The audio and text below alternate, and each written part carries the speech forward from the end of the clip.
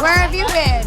Talking Yeah, I'm talking explaining to Gia and Teresa that John Fuda would never bring Oh my up God, why Gia's are you name. discussing Why John You're Fuda? obsessed with me.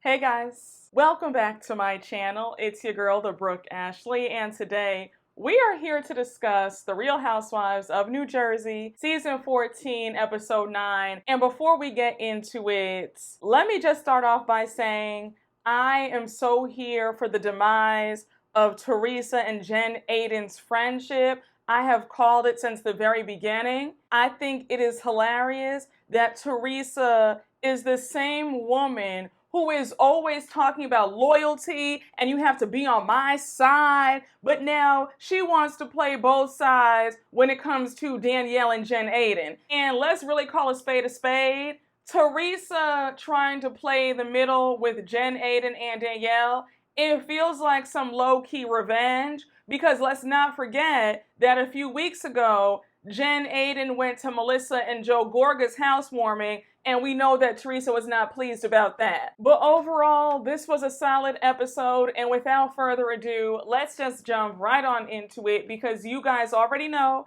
that we don't have a minute to spare. So we open up this episode with Teresa at home. It's the day after the party, and we already know what happened. Danielle and Jen Aydin got into it. So Teresa's cleaning up the backyard. She's talking about how much of a mess it looks. Gia comes outside because she's about to head to the airport because she's going to Michigan to visit Gabriella. Gia mentions that Gabriella tried to call them last night. Nobody picked up their phones. And Teresa's like, well, there was a lot happening last night, that's why. So of course, they start talking about the fight. And Teresa says that she missed everything. She says that she turned her head, so she didn't even see who hit who first. And production did play the flashback of when the fight started. Teresa did turn her head, so I can see how she missed it. So Teresa's going on about how upset she is by everything, how she's in shock. Then she says that whatever the case may be, she has to find a way for them to make up.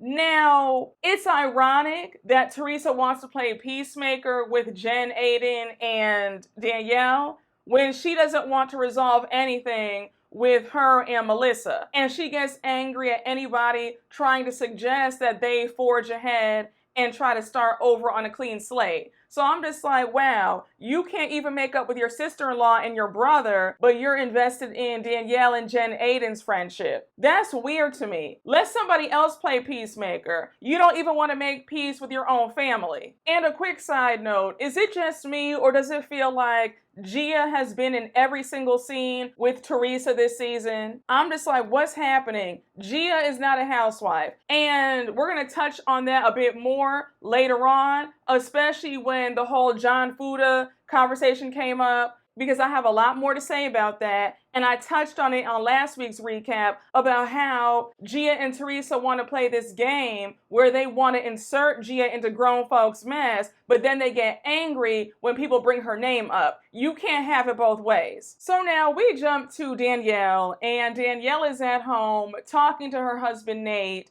about her Boujie Kidz relaunch party. So of course, Nate's asking who all is going to be there. Like, did you invite everybody? And Danielle says, yes, I did. But you know good and damn well that Jen Aydin will no longer be in attendance. And I said, oh, absolutely. Nobody even thought for a minute that you would be inviting Jen Aydin again. Absolutely not.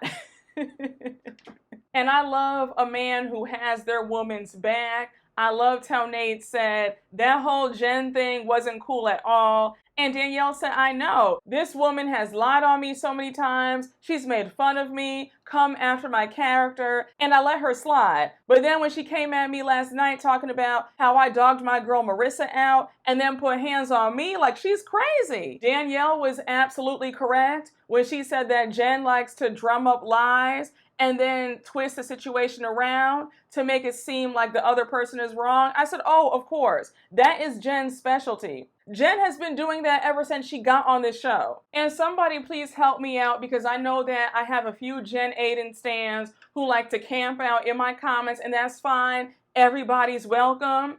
But Please explain to me, why do you like her so much? I have never thought that Jen was endearing or funny or charming or engaging. What are the redeeming qualities that she has that makes you want to be a fan of her? She doesn't dress well. She's very tacky. She's obnoxious, insufferable, rude, entitled. The black scent drives me insane. She's a kiss up to Teresa. Like, please enlighten me. Am I not seeing something? What is it about Jen Aydin that has you standing for her? Because she's not a top tier housewife, in my opinion. If I had to give y'all my top 20 housewives, Jen Aydin would not make that list. But let me know down in the comments, you know, if you're a Jen Aydin fan, you're not going to like my Jersey recaps. I let you know that every single episode. But if you want to stick around, feel free to let me know down below, what is it about Jen Aydin that you just love? Danielle had me screaming. That New York, Staten Island jumped out. She said, where I'm from, Jen Aydin yoked me. So I was in complete self-defense mode. I said, girl, exactly. I said it before in last week's recap. Jen Aydin, you need to thank God that everybody jumped in when they did, because had they not, you would have been severely hurt. You probably would have been laid out on a stretcher had Danielle really gotten you the way she wanted to. And with each passing episode, it makes more and more sense why there is no cast trip and no reunion, because both would be a bloodbath.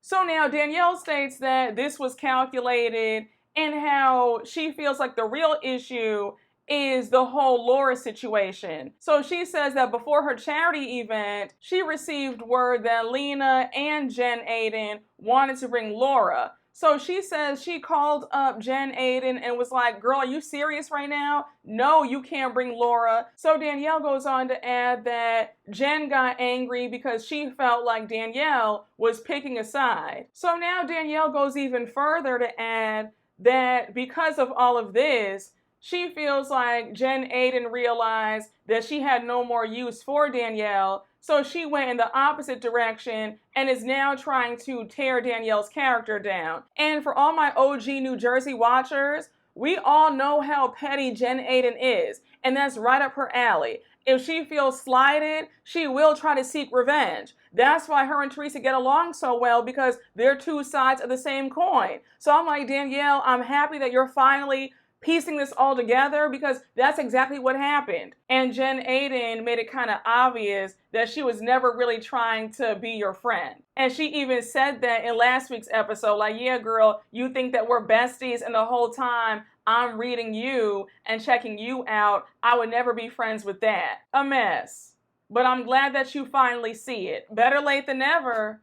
But I'm just like, girl, you played yourself thinking that somebody like Jen Aydin would actually be a good friend to you. So now they change gears in the conversation, and Nate brings up Danielle's father. He wants to know if she wants to have her dad attend, and Danielle seems hesitant at first, but she does want her dad there. She says so many amazing things are happening, and it does suck that he's missing all of this. And I thought it was really sweet that Nate wants them to mend their relationship. When he offered to talk to Danielle's father to get him to come, I just said, that is a good husband right there. That's what a supportive spouse looks like. So we jump right on over to Dolores and Paulie, and I know that I was not the only one who was livid when Dolores said that she's accepted Paul's offer to go into business together and help run the company. I just said, Dolores, this makes sense to you, and it's still a side eye for me, because why does this man who claims to have all this money and he's doing so well, why does he need your help? And if you've been watching me for quite some time, you already know how I feel about stuff like that. I just said, Dolores,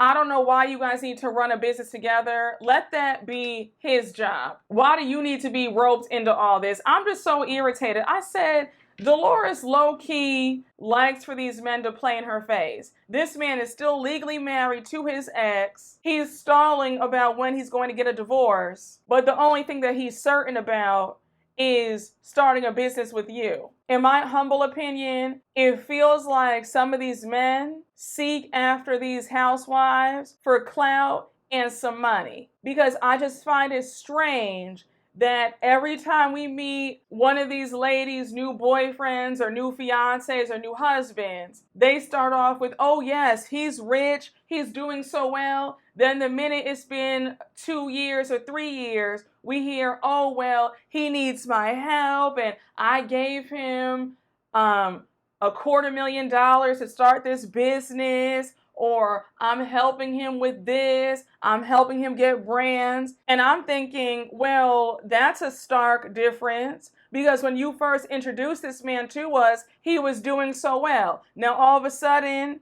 a few years into the relationship or the marriage, he needs your help. All I can say is, Dolores, I hope this works out for you. That's all I've got. God bless, but it wouldn't be me. So Dolores is joking around about how she's so tired and how she would have called in today and said, oh, hey, I can't make it because my friends were fighting the night before and I'm just so emotionally drained. And now you have Paulie joking around saying that he probably would have called out too. So in the middle of Paulie and Dolores talking, Rachel Fuda calls up, and now Dolores is asking her, hey girl, what's going on? How are you? And we find out that Rachel's at an event. It's a support group for kids who have arthritis. So she's like, well, enough about that. But what happened last night? Because that fight between Jen, Aydin, and Danielle is all over the blogs. And on top of that, they're saying that Danielle threw the glass at Jen Aydin first. So girl, what's tea? And a quick side note, because when the news broke about this fight last year,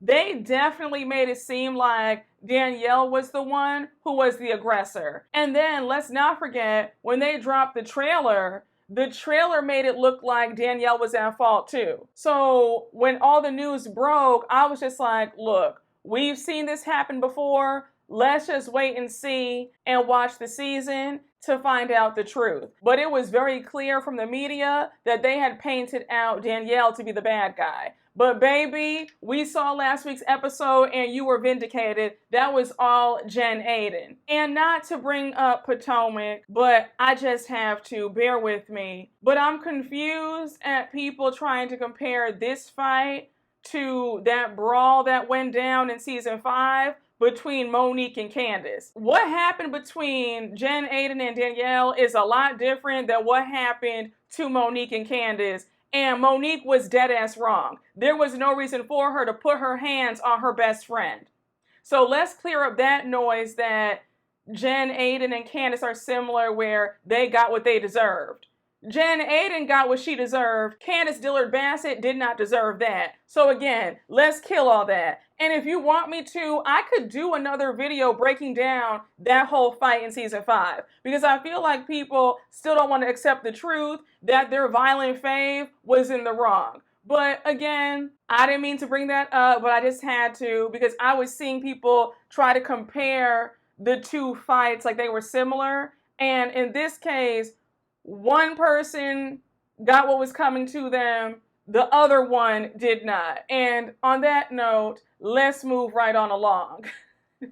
Rachel is just like me, because the way she wanted clarity on the situation, she goes on to ask Dolores, so Jen pushed Danielle first? And Dolores says, yes, that's what happened. Jen was running her mouth, questioning Danielle's integrity, and then from there, all hell broke loose. So they get off the phone and Rachel says, this whole thing is so disappointing. I'm just so happy that I'm sitting here making a difference. So she attends her support group for the kids and teens with arthritis. And I love seeing people give back. So I found the scene to be very heartwarming, very touching, especially when Rachel went on to say that when she was younger, I think she said she was 13, and her arthritis would flare up so bad, she wouldn't even be able to dress herself. So just seeing her pour into kids who are also dealing with what she went through as a teen is very touching and endearing. And I love how it's a safe space for all the teens, especially when they were talking about how they didn't feel well. I think a few of them said that they got bruises. And I just said, damn, like, and y'all know I'm very emotional. So just seeing the kids talk about what they're going through, that really made me upset. I was sad because I don't want to see people in pain, especially teens and kids. They're too young to be dealing with issues, especially health-wise. So now we jump to Melissa and Joe, and they're at Melissa's cousin's wedding. Now, mind you, Melissa's cousin Nick is gay, and Joe Gorga is officiating their wedding. So before the ceremony started, Nick and Mike sat Joe down, and they're like, the reason why we asked you to officiate our wedding, you just exude love. And I said, that's nice and all, but let's be so honest. Y'all asked Joe Gorga to officiate the wedding because you guys wanted your wedding to be on TV. Let's not act like these cousins and siblings and parents don't love the fact that their family member is on TV. They want a piece of celebrity too. And they probably felt like we spent a good coin on this wedding. We want it showcased on television. Maybe I'm cynical, but I know that I'm not the only one who thought that. I felt bad finding out that Mike's family didn't come at all because they don't support him being gay. They don't accept it at all. So the fact that this is his wedding day and none of his family is there, I'm just like, that is so sad. I'm like, you're telling me nobody showed up from his side? That's very upsetting. But the ceremony starts. Joe gives this beautiful speech saying how when he first met them, they were just really nice and loving, and how he feels honored that they asked him to officiate. And then we find out from Joe that he's emotional because he's thinking about Teresa, and how when his kids get married, she won't be there, and how when his nieces get married, he won't be there. And I said, Joe, never say never, because if things go south with Teresa and Louie, Teresa will be back blowing up your phone asking for her brother again. Now we jump to Jen Aydin at home, and she has Teresa and Jen Fessler over. Now Jen Aydin, I will never see it for you, but that was a nice spread that you had for both Fessler and Teresa. You might be tacky and insufferable, but you do feed the girls when they come over, so 3 points for that.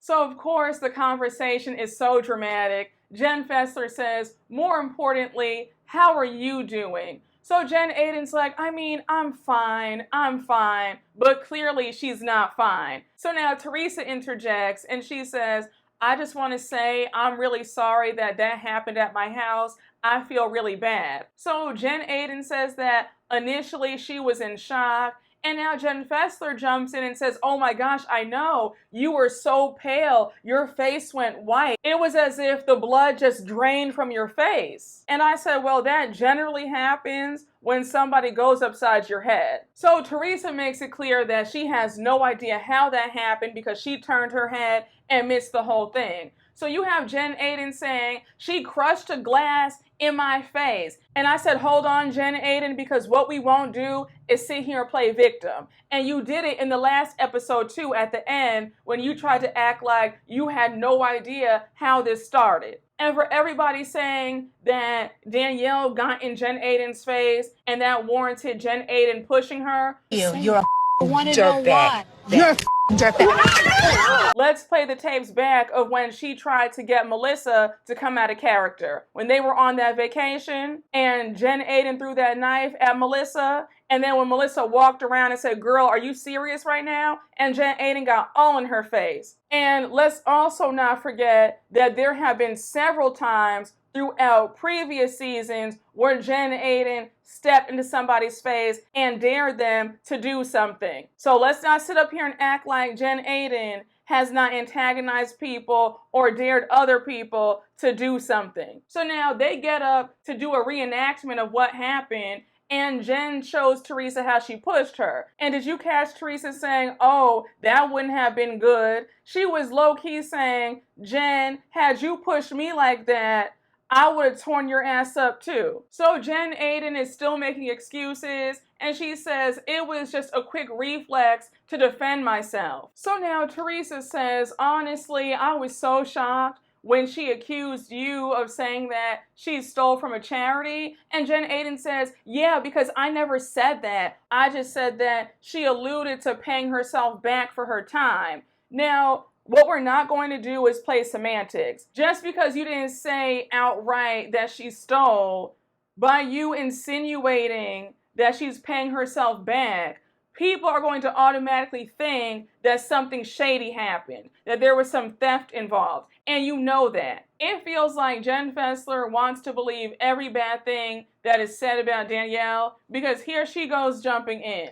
She says, well, if that's the case, then I'm in agreement with you because that's a shitty thing to do. You don't pay yourself back, especially when it comes to charity. So now Jen Aydin brings up the whole hair extensions with Marissa thing. And she's just like, I mean, I thought it was shady that you were trying to sabotage somebody who you claim is a good friend of yours. And I even asked her, doesn't Marissa do your extensions for free? And she said yes. Now, hold on for a minute. If that's true, I have a bit of an issue with that because you're making money on this show. There's no reason for you to be asking people for free goods and free services.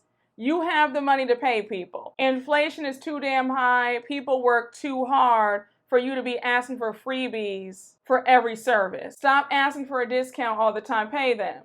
If your friend does excellent blowouts or braids or extensions, wigs, weaves, whatever, pay them. So now Jen Aydin goes on to bring up the whole Laura situation about Danielle not wanting Laura to attend the charity event. And I said, Jen, do you hear yourself? The whole reason for Danielle not wanting her to come, because she caused all that drama in the group. You're obviously bringing her to be messy. So Jen Aydin goes on to say that that was her first red flag when it came to Danielle, and how Danielle called her up screaming at her, and she's just like, what the hell? You're trying to act like I'm doing something dirty? Like I'm not. You can lie to yourself. You can even lie to Teresa and Jen Fessler, but you will not lie to us. You know in your soul that you did not have pure intentions when it came to bringing Laura around. Stop trying to act like we're stupid. Miss Mamas, we're not. We've been watching these shows too long. You wanted some mess to pop off at Danielle's charity event. Let's just call a spade a spade. And the audacity for you of all people to call anybody selfish. I said, how is Danielle selfish? Like, Jen, do you hear yourself? This really needs to be Jen Aydin's last season. If they bring this cast back for season 15, I do not want to see Jen Aydin. Jen Aydin should have been gone 3 seasons ago, honey, because I am tired. So here's where things get messy. Teresa says, I hear you, I understand that, and your feelings are validated, but I feel like I'm in the middle because I'm friends with both of you guys, and I also feel bad because I'm going to be at Danielle's relaunch party and you're not going to be there. I said, now, Teresa, why would you say that? Why would you say that? You know that your friend is sitting up there hurting, and you're going to say, oh, well, I feel bad, but that's also my friend too, and I'm going to her party. Sorry that you're no longer invited. I'm like, girl, what? Jen was livid. She was just like, okay, girl. So now Teresa's like, are you okay that I'm going? Like, are you mad? And Jen Aydin says, look, I can't tell you what to do. I can't tell you where to go. Like, girl, it's cool. Do what you want to do. So we find out how Jen Aydin really feels in her confessional. She says that she's very disappointed in Teresa because she always thought that Teresa was a loyal friend. I said, girl, now why did you think that? And Teresa's true colors came out when she said, well, Danielle is my friend and she hasn't done anything to me yet. The fact that you're going to sit there and say to Jen Aydin, who has had your back multiple times, well, Danielle hasn't done anything to me yet, so I'm still going to be her friend? Are you serious, Teresa? And Teresa, you know good and well that if the tables were turned, you would be calling Jen Aydin everything but a child of God. I don't know. I don't do well with people who play neutral and see both sides. Like, that's why I have an issue with Karen on Potomac. And folks can say that that's childish and that's petty, but I feel like if I really rock with you, especially as a friend, I really have your back. So if I'm willing to no longer talk to somebody because you have fallen out with them, I feel like I deserve that same respect too. And Jen Aydin was not here for it. She says, I don't care. If somebody went upside your head, Teresa, I wouldn't like them. And Teresa just sat there looking stupid because she knows that Jen Aydin is right. Jen goes on to say that she's disappointed and she's very hurt. I said, oh, I know you are. I know that you are deeply upset and hurt and bothered because you see that all that ass kissing got you nowhere. So Teresa's making excuses, saying that she's not trying to upset Jen, but she is friends with both of them and she wants them both to hash this out and make up. And I said, now Teresa, that's not happening. And like I said earlier, the audacity and the gall for you to play peacemaker when you won't even make up with your sister-in-law, Melissa Gorga. So now Jen Fessler jumps in and she says, by the way, I love the fact that you're okay with Teresa still being friends with Danielle because I get pressure from Margaret and Rachel when it comes to being friends with you guys. So I just said, Jen Fessler, I used to like you a lot, but with each passing episode, you're grating on my nerves. It's just giving so spineless. Margaret got you on this show. Have some respect. You sitting up there siding with the enemy, and now you want to talk about, oh, well, I don't like the pressure that I'm receiving. It's just like, Jen Fessler, what do you expect? Jen Fessler is very spineless to me. Yes, I think she's funny. I enjoy her as a friend of, but I just don't love how she is groveling to be Jen Aydin and Teresa's friend, but then she wants to complain about Margaret and Rachel feeling a type of way about that. Well, how else would they feel? So now you have Jen Aydin talking about, remember when Margaret told me that you'll never love me more than you love her? And I said, just you wait, bitch. And I said, girl, the fact that you want to steal somebody's friend at your big age, I don't know. It's like Jen Aydin still operates like she's in high school. Because the fact that you now want to become best friends with Jen Fessler despite Margaret is very sad. So now it's the day of Danielle's Boujie Kidz relaunch party. And I have to say, she did a nice job. The venue's really cool. It's in some warehouse. There's a DJ. There's a ball pit for the kids. There's a graffiti artist who's spray painting t-shirts for the kids. Then you have a photo booth, a step and repeat. You have an open bar and you have a nice spread. The food looked good. But I said, all right, Danielle, there was definitely some money spent. Unless you got all this for free. Let me find out you finagled your way into getting a free event, but I digress. So now we see Danielle talking to her husband, Nate, and we find out that Nate did talk to her dad about coming, but he can't make it because he's sick. So Danielle says that it sucks that he's not here, but she is happy that had he not been sick, he would have attended. Now, there was a part of me that felt like Danielle's dad was lying about being sick because he didn't want to come. I don't know. I just feel like it's very convenient that now all of a sudden he's ill and can't attend his daughter's event after they've been estranged for a whole year. Maybe I'm overthinking it.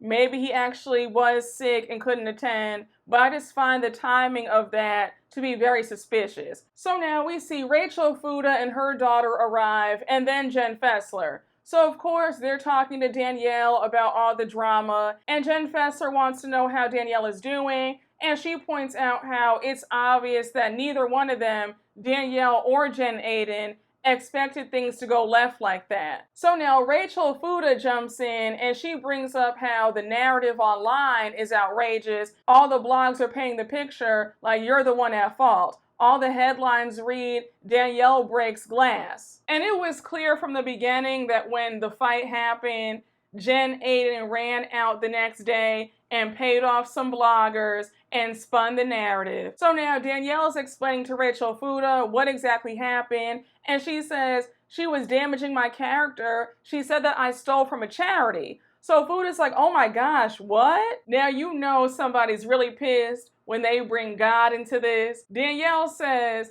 I just pray to God that he has mercy on her and her entire family when she gets her karma. So you have Jen Fessler saying, I mean, come on, girl. It's not like she slept with your husband. And I said, hold on, Jen Fessler. Because if I'm being honest with you, lying on somebody's reputation and character is a huge deal, because the minute your character is questioned, that closes so many doors. And I thought that was really shady of Jen Fessler to try and downplay Danielle's feelings. Because Jen Fessler, how would you feel if somebody called you a thief and said that you stole from a charity? So Danielle says, look, girl, she shoved me aggressively. That's how things popped off. So now here goes Jen Fessler playing devil's advocate, and she says, well, Jen Aydin has another version of the story. And Danielle says, well, how is that? Because that's what happened. What's her version? So now Jen Fessler reveals that when she was over at Jen Aydin's house, Jen Aydin told her and Teresa that she only pushed Danielle because Danielle got in her face. So then you have Jen Fessler making a joke about how Danielle clocked Jen, and Danielle says, girl, I did not clock her. If I had clocked her, it would have been a lot worse. So Jen Fessler says, well, you know, Danielle, you are a part of this drama. And I just said, Jen, this really isn't your place. If I were you, I would stay out of it. Danielle was not here for it. She says, it sounds like you're on Jen Aydin's side. So Jen Fessler says, well, I am, because she's my friend. I said, oh my gosh, I'm going to need for these ladies to stop saying that Jen Aydin is their friend.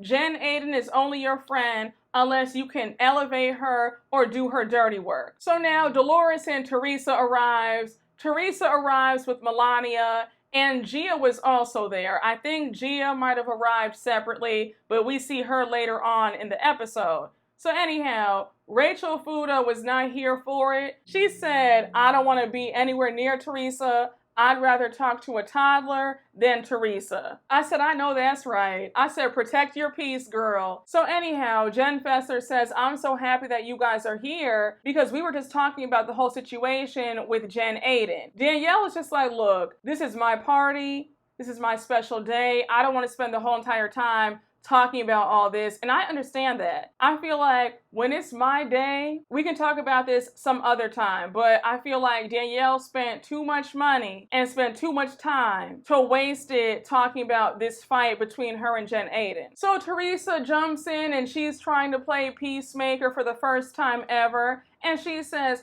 I know you don't want to talk about it right now, but I need you guys to hash this out without getting physical. Then she adds that she doesn't think that Jen Aydin was trying to hurt Danielle. Danielle was not here for it at all. She said, how can you say that? She accused me of stealing from a charity. And I said, now, Teresa, that's real rich coming from you, because when people try to shade you about your past and your jail time, you're livid. And you always say, oh, that's below the belt, that's evil. So now for you to act like what Jen Aydin was saying about Danielle is just light stuff and, oh, it's not that deep, she wasn't trying to hurt you, put yourself in her position. I've always noticed that Teresa is very dismissive of other people's feelings. But God forbid somebody slights her, it's the end of the world. So Danielle says, look, Teresa, I understand that that's your friend, but just own up to the fact that she messed up. It's okay to admit that. So now Danielle goes on to say that she was shocked because what she saw that night was a dark and evil person. So you have Teresa jumping in saying, I mean, I don't understand how you can say that Jen Aydin is dark and evil when you're friends with Margaret, and Margaret is Satan herself. I said, girl, what? Teresa and this whole beef with Margaret makes no sense. I will stand 10 toes down in that every single time. This whole beef is so dumb. And it was funny that at that same exact moment, Margaret arrived with her friend Lexi and Lexi's son. And now we see Melissa arrive as well. So at this point, we see multiple conversations going on at the same time. Rachel Fuda and Melissa are talking. Rachel Fuda says, girl, before you got here, I was talking to Danielle and Jen Fessler, and Jen Fessler was going so hard for Jen Aydin, it made me uncomfortable. Like, I don't understand it. So here's where my patience was really tested. We flip over to Teresa, Gia, and Jen Fessler having a conversation. Gia goes on to ask Jen Fessler if John Fuda was talking about her the other night. She's like, by any chance, was John Fuda trying to reference me? Because I had heard that at my aunt and uncle's housewarming, my name got brought up. he was trying to compare our ages, like what's tea? So Jen Fessler is defending John Fuda, and she's like, oh Gia, no, that's not what happened. Nothing bad was said. Like, girl, you have it all wrong. So you see Gia in her confessional talking about she doesn't want her name being brought up at all. And I said, girl, you have been in every single scene this season with your mother. You have a confessional. So for you to act like you can insert yourself and run your mouth about your mother's cast members and not be talked about, that's not how this works. Also, John Fuda did not say anything bad about you. So while you're even bringing this up and acting like, oh, I don't want to hear it and don't bring my name up, I don't care if it is an analogy. And then when you said that remark about talk about your own kids, don't talk about me, I said, girl, the other kids aren't involved in the show like that. You are. Gia has been running her mouth since she was 9 years old, involving herself in grown folks' business. I just said, if this were a black franchise and it was a black kid getting involved in adult business, somebody would have checked them. I just don't think it's fair that she and Teresa want to play this game where they involve Gia in this mess. She runs her mouth. And now if somebody says the slightest thing about her, even if nothing bad was said, they want to say, well, don't say her name. Her name should not be in anybody's mouth. No. The same way Caroline Manzo's daughter got involved in grown folks' mess when she was Gia's age. She was what, 23, 24? She went at it with Teresa, and Teresa read her down. And Lauren sat there and went back and forth with Teresa. She wasn't crying to her mom about, oh my gosh, I can't believe that Teresa said that. Lauren knew that, hey, I'm getting into it with somebody 20 years older than me, who's not my peer. I'm grown. So whatever she says back to me, I just have to take it on the chin. And then Gia and Teresa calling Dolores over to clarify what happened. I said, if I were Dolores, I wouldn't have done that. We're not about to sit up here and make this into something. Nothing was said about Gia. What are we doing here? So at this point, Jen Fessler is worn out from trying to defend John Fuda to Teresa and Gia. And she says, look, I need a drink. Like, y'all have worn me thin. So she walks over to Margaret, Melissa, and Rachel Fuda, and she tells them what just happened. And when I tell you Rachel Fuda was so pissed, Rachel Fuda storms off, and she's like, you're always talking about me. So now Jen Fessler is upset because she's like, well, I'm defending your husband. How are you upset with me? What the? Why are you talking about John Fuda? You know that's gonna piss her off. What is wrong with this woman? We've asked you multiple times, do not get involved. And Jen Fessler, that's the thing about trying to play both sides, trying to be the peacemaker. You find yourself in the middle of all the mess because you keep going back to each group saying, okay, well, she said that about you, they said this about you, and you find yourself in trouble. So Jen Fessler is frazzled at Rachel walking away like that. And then she says, well, Gia was the one who brought this whole thing up. Now, Melissa clocked it. She said, wait, what? Why are you even talking about this with a child? It's just weird to me that Gia is involved in all this. And I said, thank you, Melissa. Please whack everybody in this situation because I have always found it to be unsettling that Gia, from the time she was 8 or 9, has been so involved in this drama. So at this point, you have Jen Fessler really emotional. She's walking around the party. She looks like she's about to cry because there were several times where her eyes looked like they were red and she was about to start sobbing. So now you have Dolores asking Jen Fessler what's wrong. And Jen Fessler says, you have Rachel mad at me when I was out there defending her husband to Teresa and Gia. So now Margaret walks over and she's like, Jen, I get that. But Rachel has asked you not to say anything. Don't bring her name up. Don't bring her husband's name up when you're talking to Teresa. That's why she's angry. So as we close out the episode, we see Rachel Fuda talking to Margaret and Melissa, and she says, if I need somebody to stick up for me, I trust you two. I don't trust Jen Fessler because she does way too much. And I agree with that. I feel like with Margaret and Melissa, they're all on the same side. They're all on the same team. Jen Fessler, it's a bit tricky because Jen Fessler is playing all sides. And I really can't trust you to defend me if you're friends with everybody in the situation. It doesn't really work. So now we flip right back to Jen Fessler talking to the group, and as she's talking, she's yelling. So Rachel Fuda walks over and she's like, "Why are you yelling, Jen?" And now Jen Fessler yells, "Because you stormed off." So baby, things are so heated between Jen Fessler and Rachel Fuda. Rachel Fuda storms off to leave. She grabs her daughter and says, "Hey Danielle, thanks for the invite. This was cute and all, but shout out to everybody. I have fun. I'm done." Oh! Shout out to everybody. I had fun. And you have Jen Fessler shading her in her confessional. She says that she can't believe that Rachel's being a big baby and that the fact that she keeps storming off and huffing off like that is really a mess.